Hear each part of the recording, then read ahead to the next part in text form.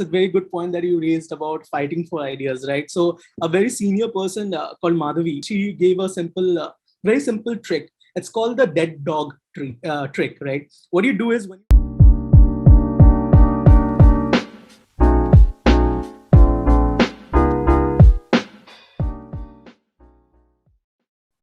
Hi everyone, welcome to the fifth episode of the Strategist show by Harrison Co, bringing together brilliant minds from the field of marketing, content, and designing. And today we have none other than Devargh with us, who is the creative head of Shabang and who is a brain behind, I would say, many of the advertisements we see in and around. And it's a pleasure having you, Devargh. Thanks for accepting our invite. For sure, it's a pleasure to be here, Harris. And like I'm looking forward to this one. I've been following your work for a long time, so it's a definitely a huge thing to That's an honor for me. Yeah, great. So let's start with your story. What's your story, the work? It's like any story. Like I came into advertising after watching Mad Men, and since then it's been a self-learning curve more than anything. Reading a lot of things and basically learning through work. I've worked in a couple of agencies, and I learned from the best mentors and the best people. And I've really gotten my hands into really good brands where I got to learn more. It's not just the seniors and the leaders who helped me, but also the clients who invested a lot in me. So for that, I'm very grateful. Great, great. So I've seen you started as a graphic designer, then you have slowly, I think, diverted into copywriter, then creative strategist. So how was your journey from graphic designing to whatever you are right now? So I started as a copywriter. I started as a copywriter and a strategist. But what happened was I was in a very small agency, right? And sometimes there's a lot of thing to do, and there's a coordination between designers to happen. But sometimes it takes a lot of time. So one day I was like, you know what, I'll just do it myself. And I got into graphic designing so that I can execute things myself. And it's a part of me, graphic designing, but I say copy and strategy is my first love. It's been a great journey so far doing that. Yeah, so I think copywriting is something which every marketer would love because it has got a lot of things to do with psychology. It has got a lot of things to do with brainstorming. So might be the same thing which you also start loving, copywriter. Yeah. So yeah, so when it comes to working, you are working in a very well-known, one of the top-notch agencies in India. So what's your experience and how, as a copywriter from scratch, you have raised your level and started pitching great organization and reached to this particular organization? So what's your story on that? Right. I think it's it all comes down to work, and at the end of the day, understanding brand and understanding people. At the end of the day, I mean, we can have all the hacks and the tools and the things but at the end of the day, it comes to understanding what your people actually wants. So when I begin my copywriting experience, it was about selling things, but as I grew, it is about understanding things more than selling. Right. If you take a new brand, it is trying to sell, it is trying to grow, and that is all fair. But if you're working on a brand that is 100 years of legacy, like Fevicol or Happy Dent, right? Over there, you have to, truly create whatever you're creating for your brand, whatever equity you're creating for the next 100 years. So that's a different kind of ball game. And, as I grow, that is the biggest challenge, how a brand can be honest, how a brand can create something that, that kind of projects the future rather than what is happening now. So that has been my growth. Yeah. So yeah, this podcast will be revolving around you and the copywriting. So what's your what makes someone a good copywriter? What's your meaning to copywriting from your experience? So it's the skill of telling something without not telling something that I really that I really think like if like before David, before Ogilvy, right? There were people who were saying, I have the biggest car, I have the brightest car. But Ogilvy came and said, you know what? This car is so sturdy that the only thing that you'll hear from the car is the sound of an electric clock. Exactly. So that is, telling something. He didn't even say the word study. He didn't even say the word compact or anything. He just said that the only thing you're going to hear is the sound of an electric clock. And that is the beautiful skill, how you can communicate something without leaving those important keywords up to imagination of your audience. And that is what makes a good copywriter, is what I feel. Yeah. Great. That's great. Definitely a good meaning to a copywriter, I would say. But what we have seen, so normally copywriter, like we work with a lot of brands also. So you have an idea, and sometimes you need to convince someone so that this idea is the idea which you have to go for Yeah. it. So what is, I'm sure that you will also have faced some objections in your Yeah.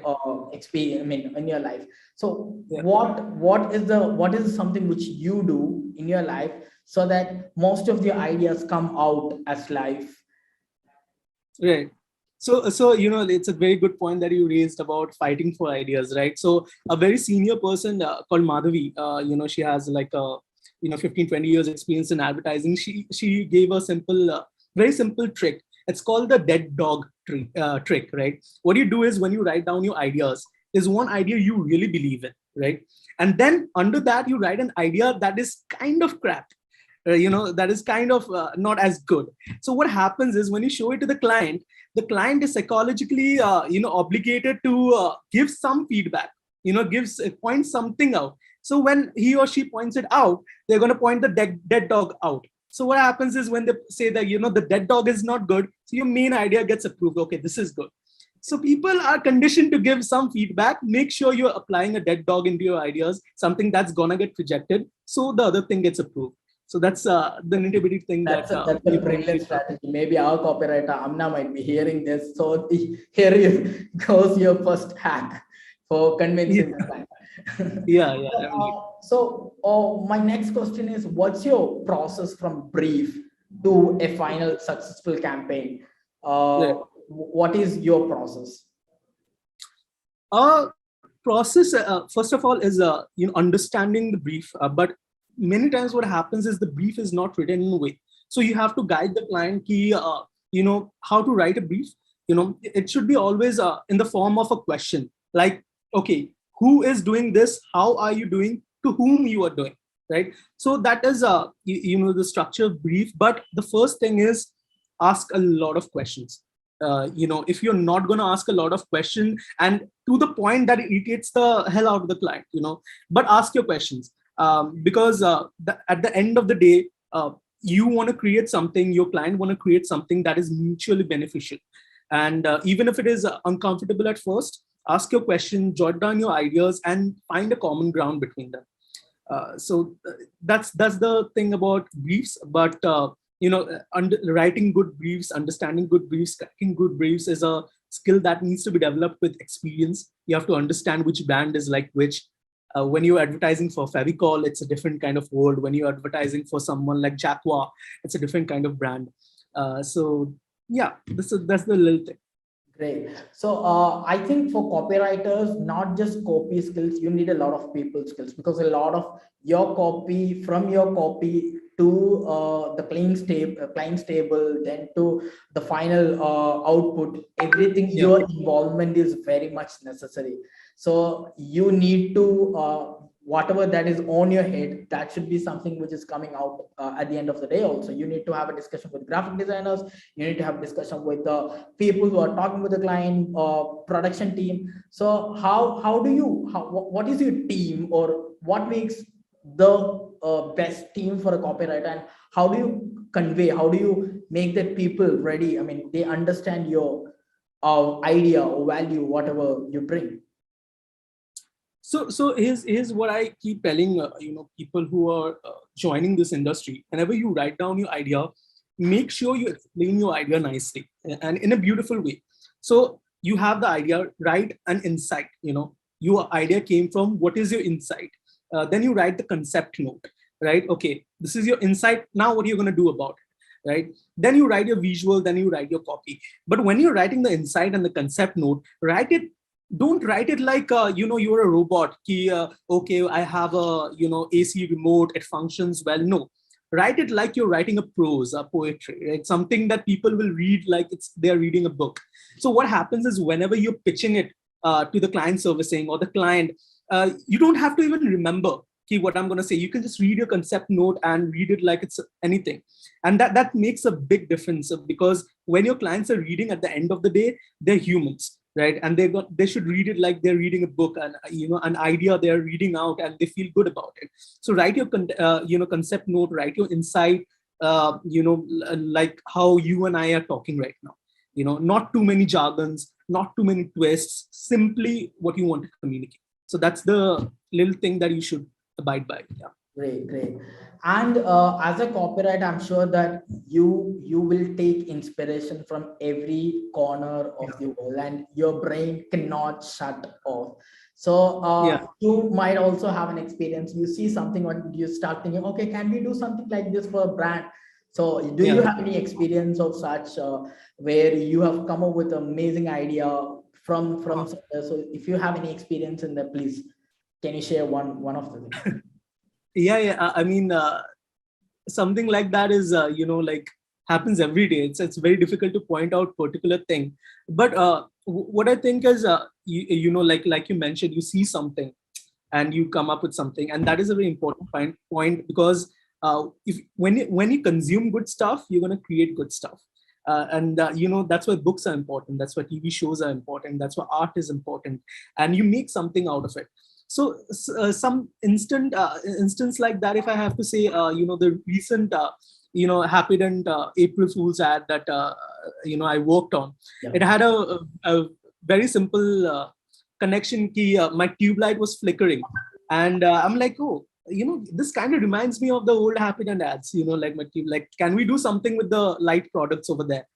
And then it comes. So the trick here is to, keep your brands at the back of your head. If you're doing for Happy Dent, if you're doing for Porsche, if you're doing for Fevicol, you understand the brand proposition, keep it at the back of your head and look everything around you and forget it, let it go, and just consume whatever you want to consume, and something's going to stick together. And that's the beautiful thing about advertising, right? Like, copywriters are the collectors of useless idea, until it doesn't it isn't useless anymore. You find a way for it to be useful. So that's the beautiful thing. That answers puts another question. What makes a good ad according to you? What makes a good advertisement? Very vague question, I know. I'm sorry for that, but I think a good ad is that makes the audience feel smart, right?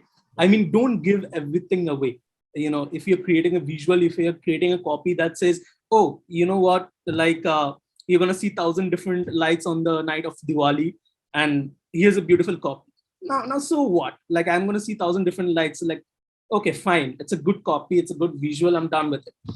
But if you leave something to a client's imagination, the audience's imagination, it clicks really well.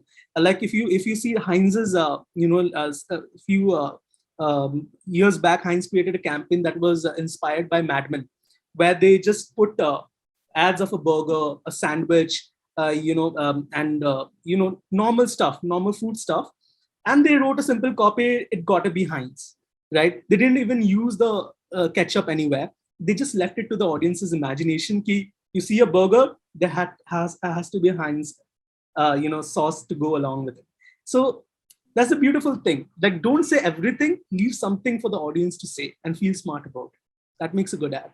Great. So there's the saying, like, there are no original ideas in the world. Every idea is an inspired idea from a different. So what's your thought on that particular thing? I mean, everything is a remix, of course, but where we lose in originality, we can compensate in authenticity. Like, if you say, like, comics, comics is that, but Egyptians created wall arts before comics even existed, right? So things like this has been happening for centuries. But how can you bring the authenticity to it? Like the latest Cheetos ad where, they created different products where you don't have to use them because you have Cheetos on your hand. And, things like that has happened, before, where you are creating smart products. But Cheetos brought its own thing. It's a beautiful human inside. Whenever we eat Cheetos, there's a lot of sprinkles on the hand that is left over. So the authenticity comes from beautiful insights, like something very human at the end of this, something that we do. And if you can crack it, you will be a master copywriter, you will be a master advertiser. So that's why I say that advertising is the art of understanding humans at the end of the day. What I've started to understanding as advertising has a lot to do with consuming good contents and good visuals and art, Yeah. than to provide. So one other question which I have is, which we also faced a lot of problem with. So you have come up with an amazing art of advertisements, and suppose you're working with a client who's just started it out. There's no audience to watch that particular ad, or there's no audience to take that ad to the people so that they see this particular. So how do you deal with such situation? Because not many copywriters, I would say, they focus only on the copy side. They do not focus on marketing side of that copy. So there's a huge difference. You put out a beautiful ad, you upload it, then if there is no one to watch, if you don't do any marketing activity for that copy, then you don't have an audience. So what's your take on that? And if you are doing something particular to that, you are making sure that, okay, these many marketing activities are done for this particular copy. Do you do that? Or if yes, what all they? So that's a difficult question, actually, because that is something that I faced when I was working in smaller agencies. Right, there's not a lot of audience. Like I make something for Porsche, I know, and there's 1 million people to see it, right? But the same thing didn't happen for small jewelry store, in a smaller city. So that is a challenge. But so what? How sometimes we have to take the generic road for that. Contests, engagement stuff like you see on Zomato, like Yeah. comment this, comment that. So that is required, but at the same time, you have to be aware that you're creating content that is truly entertaining people. Because even if you have 2,500 people following your page, make sure that those 2,500 people stay entertained. That is at the end of the day. So don't focus too much on brand building at that time. Keep a good balance between brand building and creating an audience, because brand building starts from the start, but it gets aggressive when you make a name. You make a name, then you have to maintain it. So make a good mix of generic stuff, make a good mix of engagement stuff, make a good mix of good brand building, good copy, and hopefully that will take you up. And we have seen this. We've seen yeah, smaller brands grow to bigger brands all the time, and that's a beautiful thing to see. But I'll say this: there's a like, we as marketers still don't have like a mantra for it. All we can do is experimentations and try and try and try. Yeah. Exactly. And how important is storytelling when it comes to copywriting, or when it comes to copywriters' lives? I think everything is you, from a post to the 100th post of that brand. You tells a story. You have something in your mind and just try to convey it. So Yeah. what's your take on that? So I mean, the thing about storytelling is two things comes together, right? The brand's personality and your personality, right? So if you go and see the old William Burnback ads, or David Ogilvy ads, or old Leo Brunet ads, you're gonna see that they are maintaining the brand's personality. But if you see a David Ogilvy copy, you'll know it's written by David Ogilvy. They bring their own style, their own authenticity, and the brand's authenticity, and find the middle ground. And that's what you need to do. I mean, storytelling is important. You have a brand, you want to communicate that your car is better than any car, do it. But make sure while doing that, you're also maintaining your personal style. Because if what you are doing everyone else can do, then it doesn't differentiate you. You have to have your own poetic stance. You need to have your own writing style. And that's why it's so important for writers to read fiction. It's so important for copywriters to write and write. There's no way out. You can think the smartest thing, you can understand the brand, but at the end of the day, when you're writing, you gotta have your personal style. And that's what makes storytelling beautiful. That if when someone reads it, they know, oh, this is written by this person. And yeah, finding the middle ground is the trick. Great, great. And there's a lot of tools that's coming up right now for copywriting, AI-based tool, copy.ai, paper type. So how do you use this tool, and what's your take on this tool? It's like, see, it's like anything, right? Like they are creating automated trucks, and probably automated trucks will deliver something from one destination to another destination. But the truck driver's job is not to just drive a truck. Their job is to keep checking the wheels. Their job is to keep seeing if there's anything part loose. Their job is to talk to the police when there's a toll. Their job is to clean the window. There's different things. Check on the product. So the truck driver is never just a truck driver.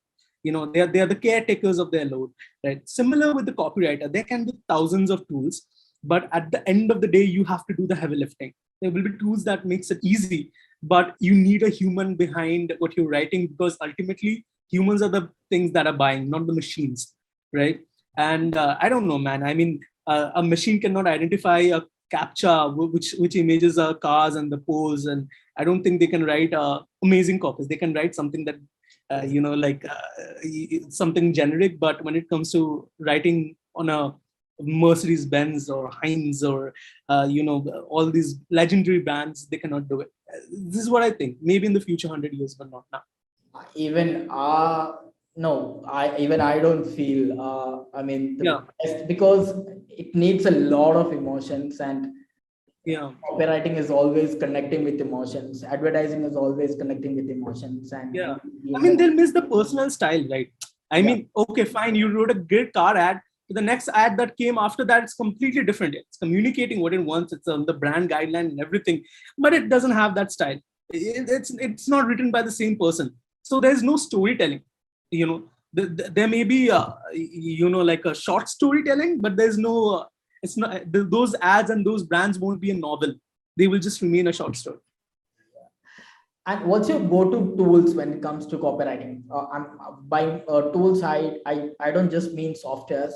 You might need a book, a Google Sheet, or whatever that supports you to write well. So, what is that things?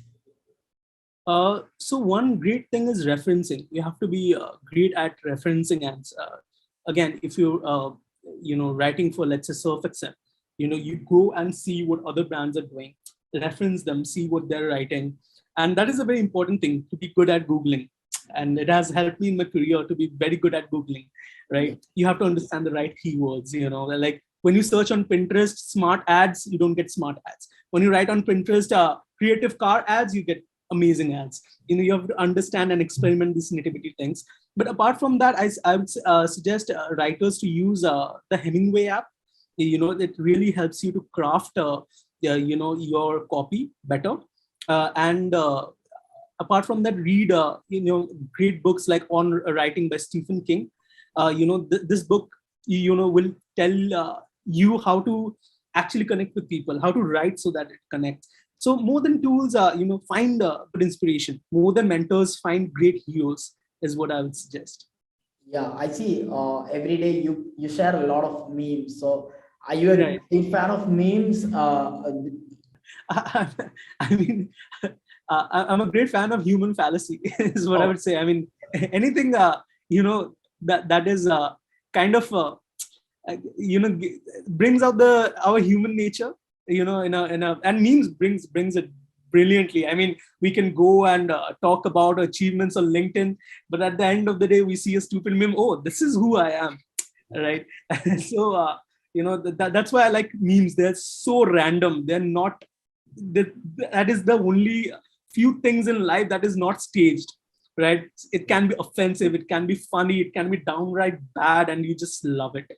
So what we did is we wanted to inculcate memes in our content strategy and a lot of things. So what we did is we started naming each of the content which a day. Like for example, Mondays for memes, meme Monday, tips Tuesday, win Wednesday for giveaways and contests and etc. And tricky Thursday, feedback Friday, shout out Saturday. So like we have all the content calendar that's coming up. So yeah, so Yeah. I mean, like this is writers and advertisers and, content creators, they need to have fun too. And, like everything, okay, fine, we're building a brand and everything, but once in a while, we need to have fun too. And this thing that you're doing, this is ultimately opening people up to creative freedom. And, there's one thing that they can go as wild as possible and create something and feel good about it.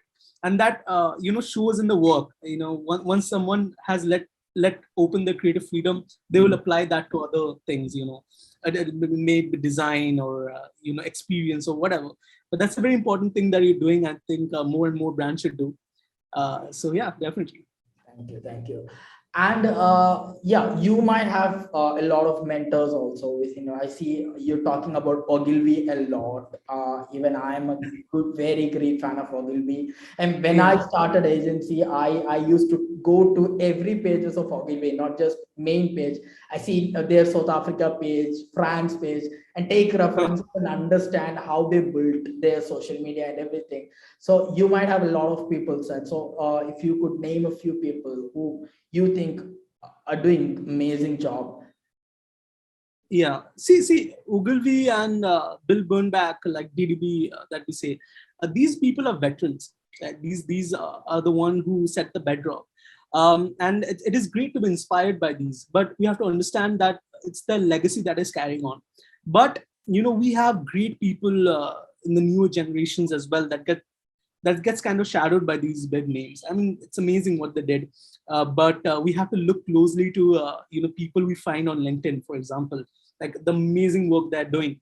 I know I have found a lot of people from Shebang itself, like a lot of great creative leaders. But some of them I would say, Rory Sutherland, who's the behavioral science head of Ogilvy right now, is a great person to follow and follow the work. There's also Dan Nelken on LinkedIn who shares amazing stuff, on copywriting. There's also Dave Harland. If you want, British dry humor, you check Dave Harland. We in the Indian scenario, we have Nikhil Narayanan, right? He's created an amazing story about advertising, and in many younger generations want to work, with him. And there's Karthik Krishnan again. So these are some of the names that are doing great work. And then we have Piyush Pandey, we have the legends, but these people are changing the modern advertising scenario. So I have my mentor, Aditya Mehendale and Jem Ozaria, and these people help me shape my life a lot. So follow everyone's work is what I say. That's going to make a difference. Big thing in copywriting, or I would not say copywriting in your life. Big thing. I mean, it's again a very advertising thing. I definitely want to go to Cannes. Win some awards, of course. Like, I know it's a very cliche to win an award, that, and to actually make advertising that people, younger generation sees, and they're like, oh, I want to do this work. Everyone wants to be a scientist and a rocket scientist and doctor, and all that is great. There's a noble pursuits. But if anyone is interested in art and good writing, they should look at advertising and say, you know what, it's a cool place to be in. And a personal goal is something, I meet a lot of mainline people, and I'm not dissing anyone, but they do come and say, hey, you younger people are destroying advertising. What all you are doing, and maybe they're right. But my personal goal is to be, when I have like 30, 40 years of experience, and when the new people will come through that door, I won't tell them, hey, you know what, you're destroying advertising. I'll tell them, I'll try to understand what you're doing. And if I don't agree, I'll try to be by your side, but I won't dismiss you. I won't curse you. Whatever you need, we're going to be there. So that is the personal goal. I want to be as supportive as I can. Great. I see you might be you're working with a lot of copywriters, and what's the young copywriters who is in Shaban. So what's your suggestion, or what's your feedback to the young copywriters out there, so Mm. that they can make a good leap in their life when it comes to advertising or copywriting? So first, I would say, like, they have great inspirations. They're looking at Zomato, they're looking at Bumble, for copywriting. But I'd say go to the basics. Look at the great print ads. Hone your craft. I mean, it's great to think quickly. It's great to think witty, wacky stuff. It's all fine. It's all important stuff. But you need to have a foundation, right? You need, because today you're writing for Zomato, but suddenly if you have to write for a brand like Mercedes or Porsche or legendary brands, that is the part where you need like brilliant crafting of your words and your sentences and your articulation, and that is important. So look at the old print ads, and dissect them, right? Take any ad from the old print ads and write them with your own version. Write another copy, write in 100 different ways. My mentor again, Jay Mozari, he was the group creative manager at Shebang. He told me, bro, you've written this copy and you write it again 10, 15 times, different versions, which has no relation to the first copy. And that's how you have to do it. Wacky stuff and witty stuff are great, but you need to hone your craft. That is what I would suggest. Great, great, great. So, thank you so much, Devargh, for the last 30 minutes of valuable time. I mean, we just started this podcast, and I had you and some of the people in mind, and I was talking with the content writer, and I thought, okay, we need someone from these companies to talk with us, and I just told her I'll ping him in Instagram. Maybe he might see, and let's see. But what I've seen is you're so humble. You just replied at the right moment, which I did not expect actually. So thank you so much for accepting our invitation, and thank you so much for coming. Thank you so much for telling a lot of things to us. It definitely, I can't wait for this podcast to go out, because a lot of valuable things are there. As a young agency, it helps us a lot also. So thank you so much for there also. If you have any. Yeah. Thank you, Aris. And I think the work you're doing is extremely important. Like your entire take with teaching digital marketing with a vernacular language, for example. It was a place where people were missing out. Like, okay, you're teaching all these people, but what if people from your own mother language wants to learn something? Like, what are you doing for them? I think that is the essence of good advertising. Like finding a gap, a hole in the things that are not connected. And what you're doing is a very important work. And like this podcast, I wish you all the best, because I think it's going to be a great one, because you ask the right questions. Wherever I go and people are like, hey, you can share 8 tricks or 10 tricks or a good copy, and that's not how it works. Yeah. But you ask the right questions, key, what makes a good ad, right? And that's a great question. So as long as you keep doing that, I think you'll be a amazing hit. Over to So have many more amazing discussions with you. of course, definitely. Thank you so much for having me. Yeah. Thanks a lot. Thanks a lot. Bye.